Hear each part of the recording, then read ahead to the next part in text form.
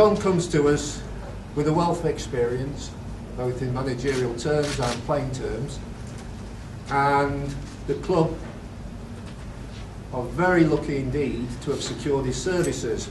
When we looked at the candidates when Richie left, John was very much in our minds, and when he met with myself and fellow board members, it became evident he'd not lost any of his natural enthusiasm for the game.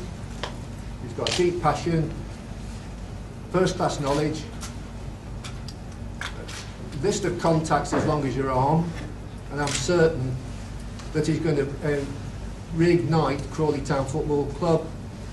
When I've spoken to the board, the ambition really of the club, they've come in an enormous long way in such a short space of time, you know, out of the conference. Stevie Evans did a fantastic managerial job here in taking them out of the conference into League Two, and I know he left just before they were promoted into League One, but they've come such a long way, and this club doesn't want to stand still. They're not happy with just getting into League One. Their vision and their sights really are looking forward, looking up. The Championship is not beyond them, and when I sat and spoke with the board and listened to what they had to say about the club itself and wanted to take it forward, it was very pleasing for me to come in as a manager knowing that the club is as ambitious as I am in wanting to go forward. So, and they're financially secure, you know. My last club in England, when I went into that, it was in a hell of a mess, and I spent 50% of my time there dealing with financial issues, you know. Coming here, I can spend 100% of my time just concentrating on the football side of the club, because the financial side of the club is exceptionally secure. It's been very quick, but this is the club, you know. They don't want to stand still. They know the points are vital. We haven't won for a number of games, so we need to sort of get that back on track. And obviously we start off with a FA Cup game at the weekend, which is vital to the club because of the revenue that a third round tie could bring to the club as well, you know? So we wanted to get it done quickly. Many managers sort of tend to want to sit back, miss out the first game, and sit and watch it from the stands. But I've got 2 or 3 days in which to just try and get on the training ground with the boys. I mean, we're going to train literally straight after this press conference. I'm going to go out on the training ground with the boys, and obviously we can get to know each other as quickly as we can.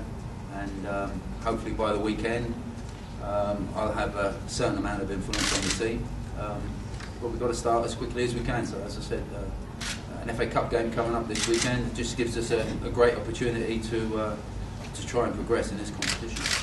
I think there's an edge possibly that's just gone. There's a little bit of spark that's not evident here that there probably was at the start of the season. You know, I think the team started very well this season. You look at the results. They've had some notable victories. They've also had some very good performances, certainly early on. There's probably a little bit of a spark that's gone from the team, and I just need to reignite that really. I know Danny Ballman actually.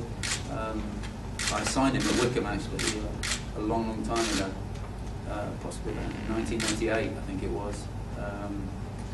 I signed him from Hampton and Richmond.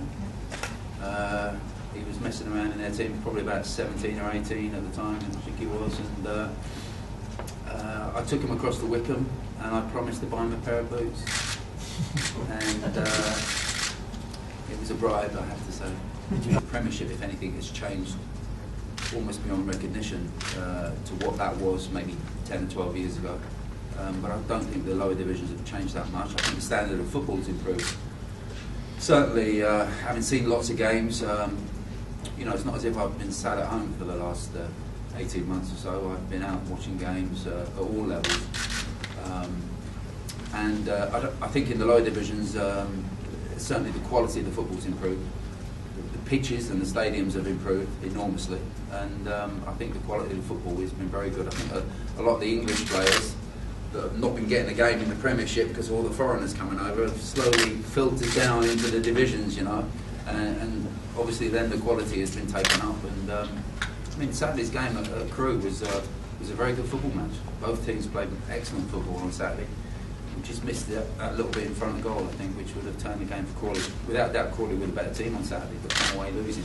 That's been the story of the season, I think, at the moment. So just those little kinds of things I hope that I can implement an improvement, certainly in front of goal, because we're certainly not scoring goals at the moment. That's something that needs to improve.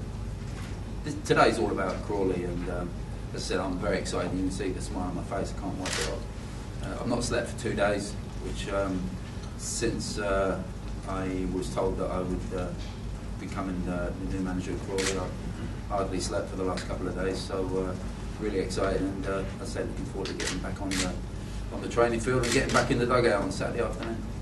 To come back and work in England. I've got lots of opportunities to go and work abroad, but I want to come back in England, and I wanted to be very selective on the club that I joined.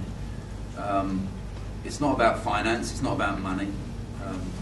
This was the job that I really wanted to get, and it's very close location-wise. I live in Berkshire, which is not too far away. It's just a 4-hour drive on the M25 some days. So I'm not far away, so location-wise it's perfect for me. I can continue to live at home and travel around here each day. You'll find that I'm here, first one in, last one out. I work very, very hard for the club that employs me, and for me Crawley was the perfect fit. It was the perfect fit for me.